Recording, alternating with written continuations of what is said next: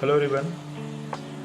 कल यानी 13 दिसंबर को लोकसभा में 2 अज्ञात लोगों को घुसना और वहां नारेबाजी करने की खबर कल आप लोगों ने सुना होगा या देखा होगा। तो आज हम लोग उसी के बारे में डिटेल बात करेंगे।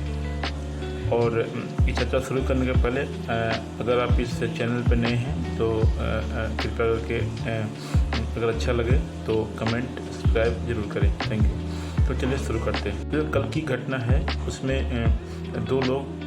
दो लोग पब्लिक गैलरी से कूद के, जो लोकसभा कक्ष है जहाँ पे सारे एमपी बैठ के बातें करते हैं, वहाँ पे कूद के जो एक था वो लोकसभा स्पीकर की कुर्सी की ओर जाने की कोशिश कर रहा था, और दूसरा एक जो अपने जूते में छिपा कर एक गैस लाया था उसे छोड़ के एक डरावनी माहौल बनाने की कोशिश कर रहा था। साथ में साथ जब 2 लोग अंदर थे तो 2 लोग बाहर ही जो उसी गुट के थे और बाहर नारेबाजी कर रहे थे। ऐसा बोल रहे, तानाशाही नहीं चलेगी, हमारी बात पूरी करो, हमें जवाब दो। तो जो ऐसी घटना होने के बाद जो वहाँ की फोर्स है वो 4 लोगों को दबोचा। लोकसभा के अंदर जो 2 थे उन्हें भी दबोच लिया गया, और जो बाहर थे उन्हें भी दबोच लिया गया। और ऐसा पाया गया है, जो भी आरंभिक जांच है इसमें पाया गया कि इसमें 6 लोग इन्वॉल्व हैं।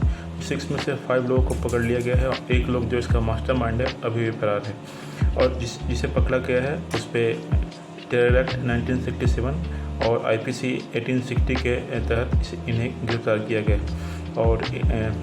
और सरकार ने ऐसा बोला है कि इन पर सख्त से सख्त कार्रवाई की जाएगी।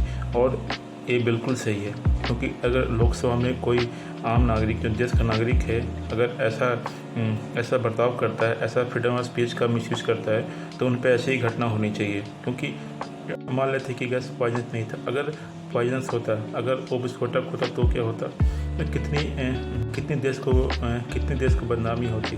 तो इसी के तहत सब पे कड़ी से कड़ी कार्रवाई की गई है। और इसके बाद जो वहाँ के जो 8 सिक्योरिटी पर्सनल थे उन्हें सस्पेंड कर दिया गया है, क्योंकि एक 4 लेयर की सिक्योरिटी होती है लोकसभा में। तो ये सोचने वाली बात है कि वो जो गैस ले गए थे वो कैसे ले गए, कहीं ना कहीं जो सिक्योरिटी चेक करने वालों की लापरवाही रही होगी। तो अभी 8 लोगों को सस्पेंड कर दिया गया है, और जो लोकसभा का स्पीकर हैं वो आपके जो सेक्रेटरी जनरल हैं लोकसभा के, उन्हें बुलाकर एक सिक्योरिटी रिव्यू देने का बात कही है। और साथ ही साथ में एक इंक्वायरी कमेटी का गठन किया है, जो हमारे देश के गृह मंत्रालय है और CRPF के जो हेड हैं उनके अध्यक्षता में एक इंक्वायरी कमेटी गठित हुई है। और इस कमेटी का रिपोर्ट जल्दी देने को कहा गया है। और इस रिपोर्ट के आने के बाद ही हम लोग जान पाएंगे कि इसके पीछे किसका हाथ है, क्योंकि ये घटना तब हुई है जिस दिन हम पार्लियामेंट अटैक का 22वीं सालगिरह मना रहे थे। जैसा हम लोग को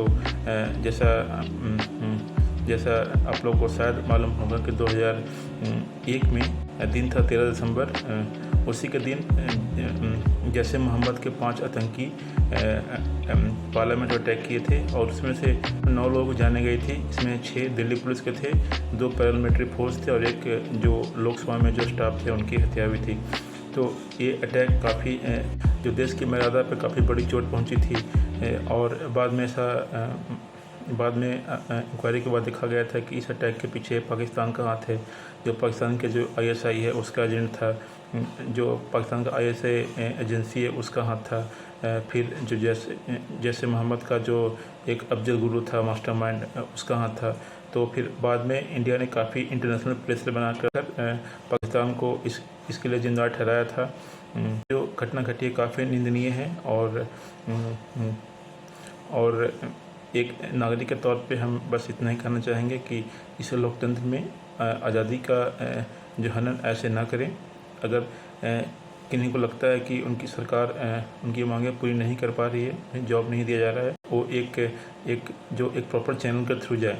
बट अगर बात करें कि लोग घुसे कैसे, एक लोकसभा हैंडबुक होता है, उसमें ऐसा लिखा है कि कोई भी एमपी अगर ऐसा डिक्लेरेशन दे कि हम किसी आदमी को जानते हैं और उसके बारे में डिटेल फिल करें, तो वो 4 आदमी को मैक्सिमम 4 आदमी को एक दिन वो विजिटर कार्ड इशू कर सकता है।